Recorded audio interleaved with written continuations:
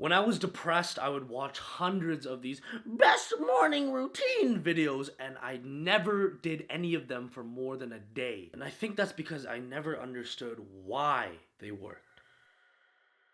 If I had to give my weak, depressed, unproductive self one morning routine video to watch that he would actually follow, because I know what men need is not just motivation and telling you that it will all be okay, but practical, applicable steps of how each pillar of self-improvement should be achieved. That's why I promised to make every single video, no matter how fucking convoluted the topic, to actualize it down into practical steps. And that's why I would give him this video. So last year I created this exact morning routine for myself when I was in the most depressed, unhealthy, mentally destroyed state of my life. I'd just come off the feeling of wanting to end my life, even though I had all these huge goals. I wanted to be at the top of this YouTube profession. I wanted to make my first $1 million a year so I could build a team and provide for people that I actually care about. But not only did I not believe that I could reach any of this, I couldn't even take the first step. And that's because I had the most shit morning routine known to man. I would wake up every day at 10 a.m. Text everyone on my team that, I'm just working on something special. I'll be there today 1. I'm just being a super productive guy right now. And I don't know if they knew that I was lying to them, but it hurt so bad that I was just lying to myself. So by 1 p.m. I would finally roll out of bed after I just spent the last 3 hours scrolling through the next trends, pretending that I'm being productive, trying to get the idea for the next video and see what's up with the world. Go spend 2 hours trying to make myself breakfast because I need to become the most optimal chef to sell my cookbook. The only productive time in my day was I would spend 4 hours in the gym on a workout that probably only needed to take 45 minutes because I was, trying to become the best lifter too. Come home at night, eat my second shitty meal, order in because if it just fits your macros, it's okay. And it'd be 12 a.m. at night. I would have 7 hours of watch time on my phone, and I'd probably only spend 1 hour on anything productive to do with my work, my passion, and purpose. And at that time of the night, I would just sit there thinking about how disappointed and ashamed I was of myself. And I couldn't get anything done. But I would always tell myself, it's okay. You just took a mental health day and you needed some rest. Like, bro, come on. You took like freaking 50 mental health days this week. And that I would get to it tomorrow. And I know that's something that almost every single one of you watching has experienced. So the only way to cope with that feeling was I would spend 3 hours at night, like literally till 3 a.m. in the morning, watching these how to hack your morning, best productive morning routine, self-improvement videos, how to get the most optimal morning routine. I would watch David Goggins wake up at 4 a.m. to go for his 10-kilometer run and come home and stretch for 3 hours. You see me smiling, why? Because it kind of sucks out here in New York City. I would always get so fired up, like I am gonna do that tomorrow, telling you that this is the most scientifically optimal morning routine that millionaire CEOs do in 10 minutes that will make you $1 million a second.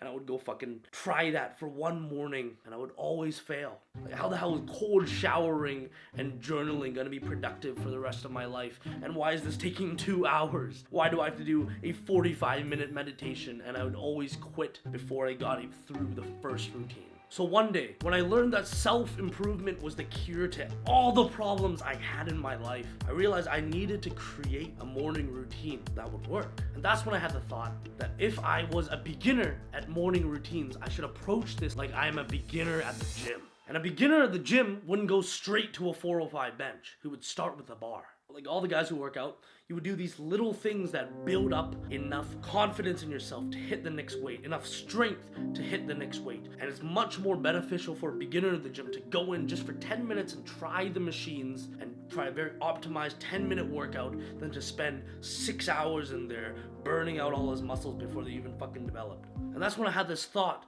that the gym has taught me the most lessons in my life, stuff that I could apply to the rest of my life, from how to talk to people, to how to build discipline, to how to delay your gratification. And I was just gonna correlate me being a beginner to morning routines on how I would approach a beginner in the gym. So in this video, like all others, I guarantee that this morning routine is one that you will actually follow, and you will follow and build on forever, because it is so quick, it is so simple to do, even though some of the things might be hard. It will cover everything from curing your depression to becoming more productive, to getting a better sleep, to setting yourself up to keep doing the routine for the rest of your life. But you have to make one promise to not only me, but most importantly yourself, before I give you this morning routine. And that is with the knowledge that even though it's simple, it will be hard. You have to do this for at least 1 week. 2 of you have a big dick.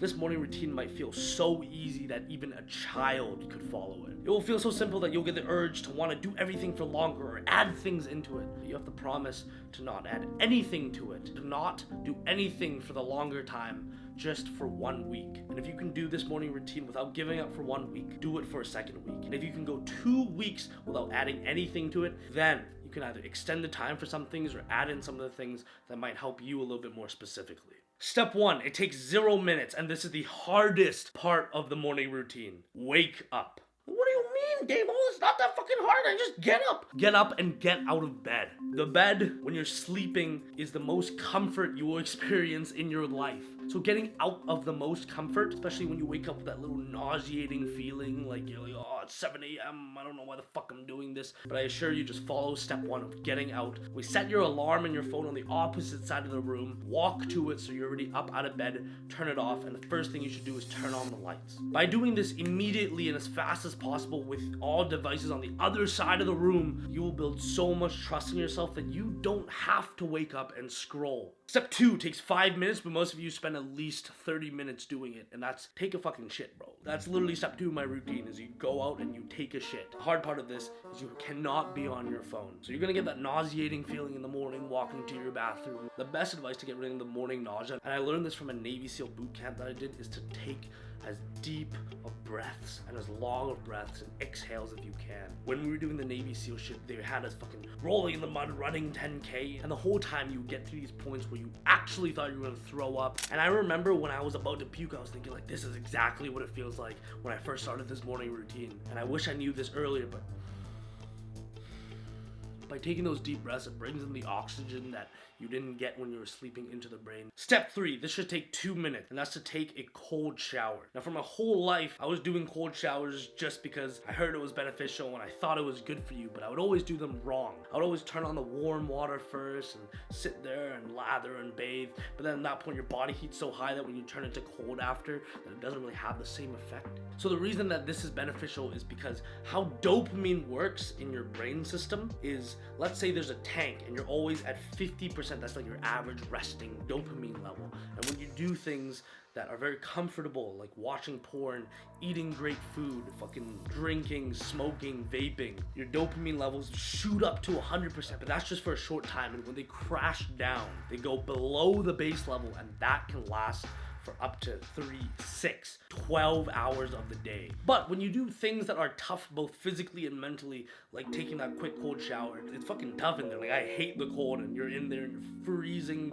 your breath is getting like shorter and shorter. You still have to like put on all your shampoo and stuff. That's gonna crash your dopamine down below the base level for just a short time, but it's gonna have the opposite effect, that when your dopamine goes back up, it's gonna last for the rest of the day. A lot of the guys who follow the Wim Hoffman principle and your David Goggins inside the ice bath will tell you that the only real way to get the cold shower effect is to stay in there for 10 minutes or more. Like, that's... If you're coming to this channel, you're probably as fucked up as I was mentally, and you probably don't have the self-discipline or the self-power to stay in there for 10 minutes. So promise me, as you promised from the beginning of this video, to do everything to the allotted time. So just 2 minutes, or at least the time that it takes to just put your body wash on so you don't smell like shit, and that should be your whole shower. Now, if you want to do it the superior Damo version, because that's like the weak Damo version, is to go into the shower and it's to do 10, 4, 7, 8 breaths. This is the most like scientifically researched best way to calm your nervous system when you're breathing. So it's 4 seconds in, 7 second hold, 8 second out. And if you can do 5 to 10 rounds of that, you couple the deep breathing with being in the cold, you're not only gonna get the natural dopamine spike for the rest of the day, but you're also gonna build trust and pride in yourself that you're able to keep calm under these tough situations that's gonna last for the rest of your life when you go into situations out in the world. Step 4, this takes 5 minutes. Gratitude journaling. If you've seen the other videos, you know how much I advocate this shit. Because if I could just correlate one thing that I cure depression from, it would probably be gratitude journaling. And how this works, I'm gonna give you the 3 levels again. The weak demo level, which is totally fine to do, is writing out 3 points with the statement, I am grateful for, and that's something you're grateful for. What this is gonna do is it's gonna put not only the natural dopamine and serotonin into your mind, because you're having a prolonged time, because you actually have to like take your hand and write. Don't just do those on the phone. Open up that notebook. Trust me. It's gonna connect from your eyes to your hand to your pen to your paper, writing it down for a longer time and reflecting it back into your mind. This is going to put natural moments of gratitude throughout the day. Like, think about how fucking sick that is, bro. Especially if you're depressed.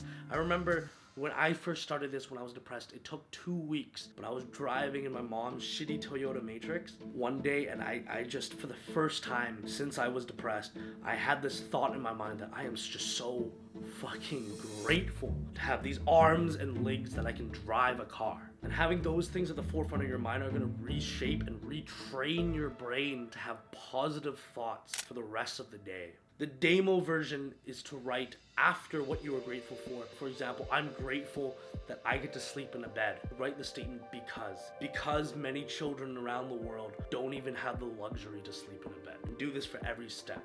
Now the superior demo version is to do 5 things. That one might take you a little bit longer, but that's the stage that I'm on right now. And I don't think you have to compound it by more volume, but adding to it. Kind of like when you're doing a fucking bench press in the gym, bro. Like, you don't have to always do more sets, you just add more weight. Final step 5, this takes 3 minutes. Sunlight exposure compounded with meditation. And one of the coolest things I learned from Dr. Andrew Huberman is that even on the darkest, rainiest, gloomiest day, the light from the sky is up to thousands of times stronger than the brightest light source that your phone can produce. And what this does is it not only naturally wakes up the body, so after you stare at the sky, you're gonna get like 3 hours of so much more dopamine and so much more serotonin and so much more energy, but it's going to set your circadian rhythm that whatever time you're doing it, which is why you should do this as one of the first things in the morning, within the first hour that you wake up, it will set that around 13 to 14 hours later, you're going to start getting tired naturally,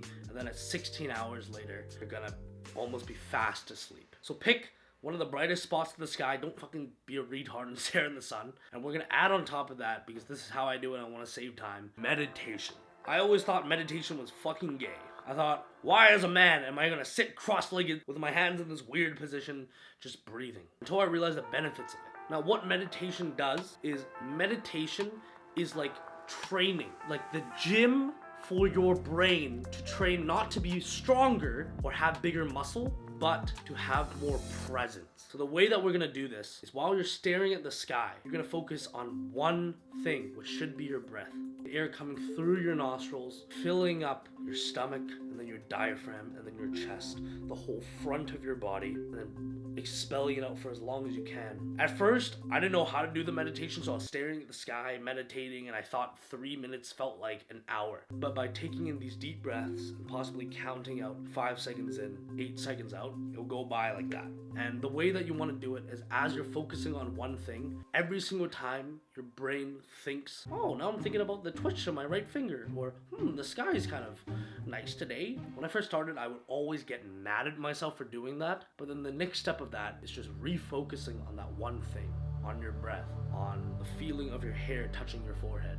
And what that's gonna do is it's literally like bench press, like bicep curls, reps to train your brain. And the more you train your brain to do something, the more it's naturally gonna do it, to bring your focus back to that present moment. This is gonna cure your depression. It's gonna cure all the negative thoughts that keep coming up into your brain, because now when they come up, if you've been doing this for long enough and getting better and better, that now in your sessions, instead of 3 minutes, you're having 100 different thoughts, or you're getting distracted 1,000 times, you only get distracted 10, 5, none.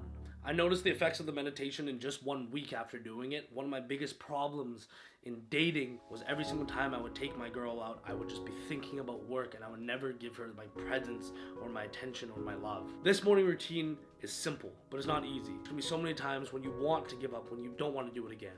But remember that promise that you made yourself at the beginning of this video, that you would try to do it the best for 1 week. I can guarantee it will change your life. Give yourself double, triple, 4 times the 15 minutes, because that's how long it took me to get through it for the first month that I was doing it. Set that 1 hour block in your schedule every single morning, that if you wake up at 7, you will finish this at 8, because you know it's a 15-minute routine and you can finish it in 15.